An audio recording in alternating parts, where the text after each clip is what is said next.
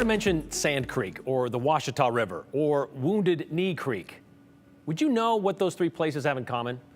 Other than being bodies of water, they were the sites of some of America's most deadly Native American massacres. 130 Cheyenne and Arapaho killed in the Sand Creek Massacre in Colorado in 1864. 103 more killed in the Washita River Massacre in Oklahoma in 1868, and 150 Lakota Sioux in the Wounded Knee Massacre in South Dakota in 1890.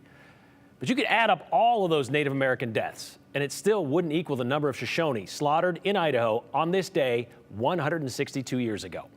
But the Bear River Massacre of 1863 likely doesn't come to mind when one thinks of notorious battles in our Indian War period, mostly because it happened at the near height of the Civil War, but also it wasn't exactly a proud moment for the U.S. military.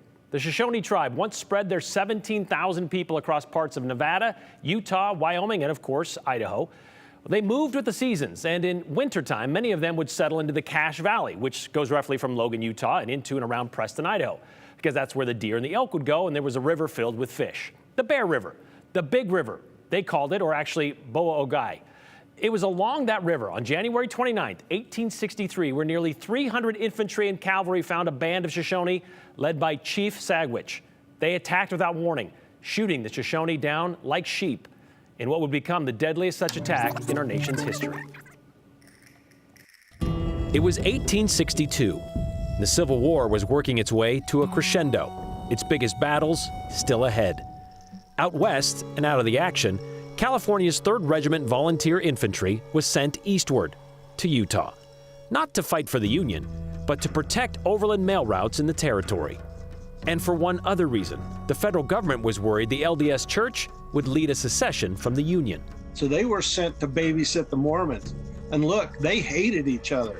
However, while establishing Fort Douglas outside Salt Lake City, the soldiers and saints found a common cause. To combat the Native American problem. That problem was centered in the Cache Valley, an area north in what is now Franklin County, Idaho, that piqued the interest of the pioneers for its plush resources. The Saints came to the Cache Valley in 1855. 8 years later, there's thousands of them. Outnumbered only by the head of cattle they brought with them to graze, they put up fences and hunted the same game as the Shoshone. That depletion of resources really put an end to our people's way of life. It was the only way we knew how to live. But you take away a people's life, the only way they know how to live, and now what do? I tell people we had 3 options: beg for food, starve, or steal. And I'm sure they did all 3. Thus, the Native American problem. The solution: send in the 3rd Regiment. On January 24th, 275 members marched north under the command of Colonel Patrick Connor. When Connor left Salt Lake City, he had arrest warrants in his hand for the chiefs, Pocatello, Sagwitch, and Bear Hunter. He said, "I'm not going up there to arrest anyone. I'm not going to deprive my men a little fun of Indian killing." Colonel Connor said as much in his report to U.S. Army Command nearly 2 weeks later, saying, despite the stated purpose of his orders, Connor informed the marshal that it was not my intention to take any prisoners, but that he could accompany me. So he knew exactly in his mind what he was going to do, and he actually did it.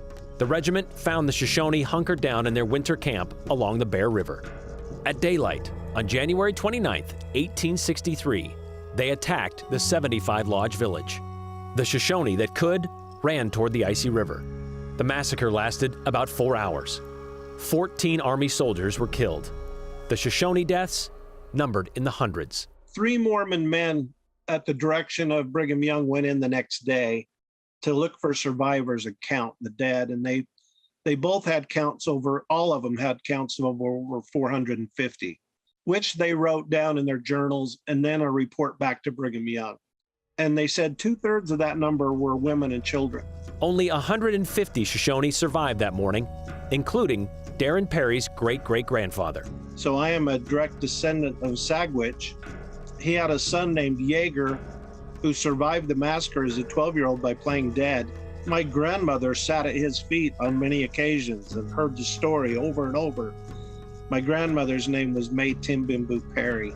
The Bear River Massacre remains the deadliest attack on Native Americans in U.S. history, and not really well known.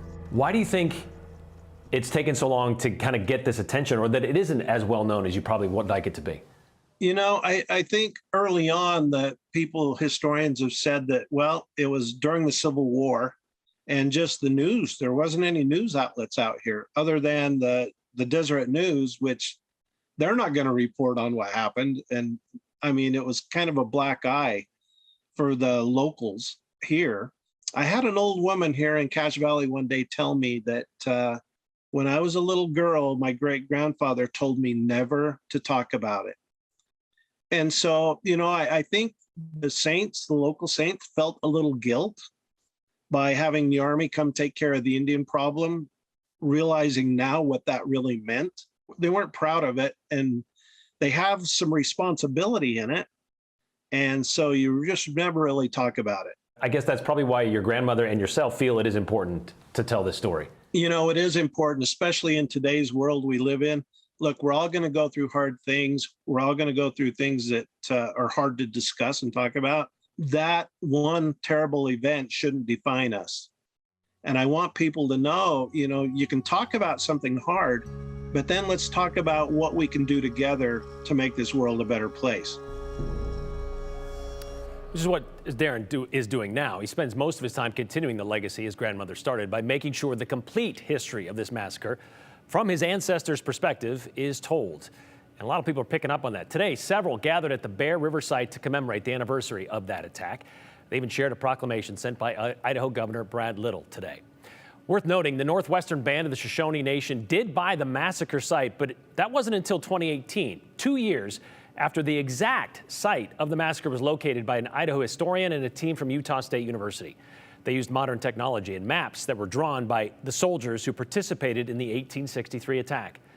It kind of has moved over the years because that river has kind of, shifted a bit.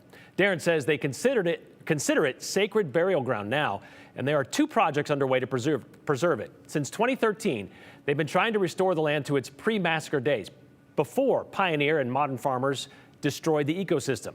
Their other goal is to eventually build an interpretive center on the site, complete with an amphitheater located below the ridge. But that project's been delayed a bit due to construction costs. 5 years ago, they were quoted a price of about $7 million, but those costs now are about 2 times that much.